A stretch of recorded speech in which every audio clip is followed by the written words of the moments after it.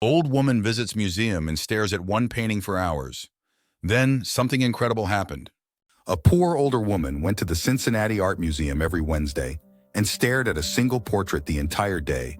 Everyone ignored her most days until one boy decided to talk to her. Before the video starts, please subscribe to join our community. Your support helps us grow, and hit the notification bell to stay updated with our latest content. Ugh, that woman is here once again. Every single Wednesday, she's right there staring at that portrait. It's crazy, Adam. The museum should really kick her out, said Gabriella, who was a part-time employee at the Cincinnati Art Museum. Gabriella, please, you know how management feels. She only comes one day a week because admission is free. Let the poor woman enjoy some art. Ruben responded. He was one of the newest curators on staff. He didn't mind the woman, and most of the staff ignored her.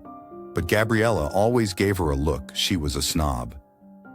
Meanwhile, Mrs. Scarlett Hensley sat down on the bench in front of the most beautiful portrait she had ever seen and thought about her life.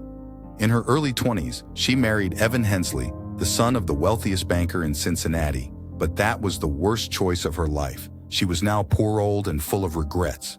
But looking at this portrait every week gave her a sense of hope, so she came every Wednesday without fail. People walked around her, and Mrs. Hensley barely noticed, like that sequence in a movie where one character is still and the rest are rushing by. But one day was different. A little boy sat down next to her. He was part of a class excursion to the museum, and while one of the staff members was showing the kids around, he broke out from his group and sat down with Scarlett. "Hi, I'm Cash. Why are you watching this drawing?" he asked Mrs. Hensley. "Hi, Cash. My name is Scarlett. I'm watching this portrait because I'm the woman in it," Scarlett explained. "What?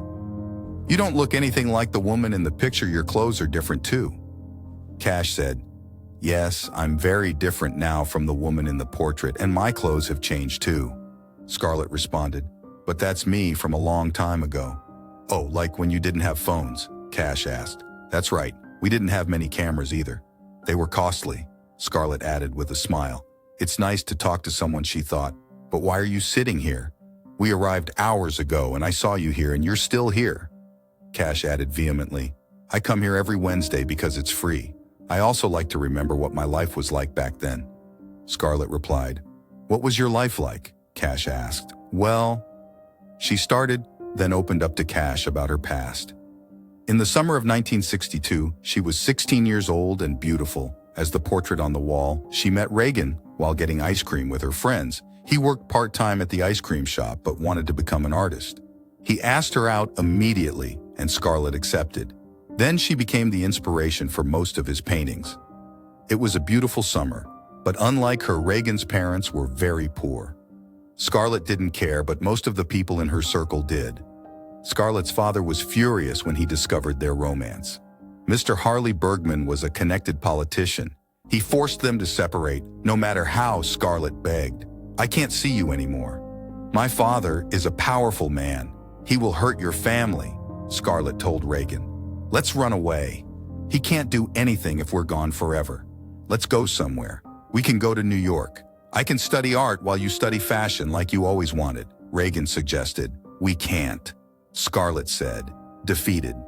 "Here, I pulled all my savings to buy you this bracelet. It's a promise that I will take care of you no matter what happens. We will always be together," he added, and put a gorgeous bracelet on her wrist. Finally, Scarlett agreed to escape with him. But then her father caught her packing her bags that night. "Young lady, I don't know what you're planning, but I will accuse that boy of kidnapping and he will go to jail. Is that what you want?" her father bellowed. "Dad, I love him. I don't care that he doesn't have money. We'll make it together," Scarlett cried. Mr. Bergman went silent, and that was worse than screaming. "You know me, Scarlett. You know I keep my promises. Especially if they're threats. I can do worse things than send him to jail," he said in a cold voice. She couldn't risk Reagan's life, because her father had no scruples. So she broke things off with Reagan. "Scarlett, I don't care about your father's threats. He can't do anything if we're gone. Look, this is you. I painted you. You're my everything. I can sell this painting and we'll be rich too," Reagan said while he begged her to reconsider. "Listen, Reagan, I was playing around. I would never fall in love with someone like you. Please, I just wanted to experience something before I marry the real man of my dreams. So goodbye." She lied to him, barely able to keep her tears in check. Reagan never recovered from those words and moved far away. Eventually, Scarlett had to marry the man her father had chosen. But everything went downhill from there. Evan's father was caught in a corruption scandal, and Scarlett's father was also involved. They both went to jail, and it destroyed their families. Evan ran away, and she never saw him again. Scarlett tried to find Reagan afterward, to no avail. She got a minimum wage job at the grocery store where she worked until retirement. But during a rare visit on the museum's free day, she discovered Reagan's portrait. "So now I come every week and sit here," Scarlett finished. "Wow. But why didn't you find Reagan? If he's the artist, he's probably famous," Cash added. "I don't know, kid. I guess I could try to find him online." She replied to appease him, but the truth is that Scarlett didn't want to know. It was too late.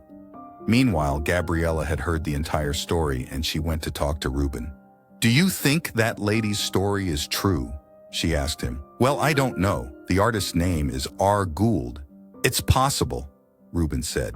The children eventually left and the day went by. At closing time, Scarlett got up and waved goodbye to Ruben as she left. "Did you see the bracelet on her arm?" Ruben asked Gabriella. "Yeah." "Why?" she responded, confused. "The woman in the painting has the same one," he told her. "What can we learn from this story? Don't let love go. If you love someone, fight for them, or you might live the rest of your life in regret. Don't judge others because you never know their past." The staff at the museum didn't treat Mrs. Hensley very well, not knowing she had a painful past.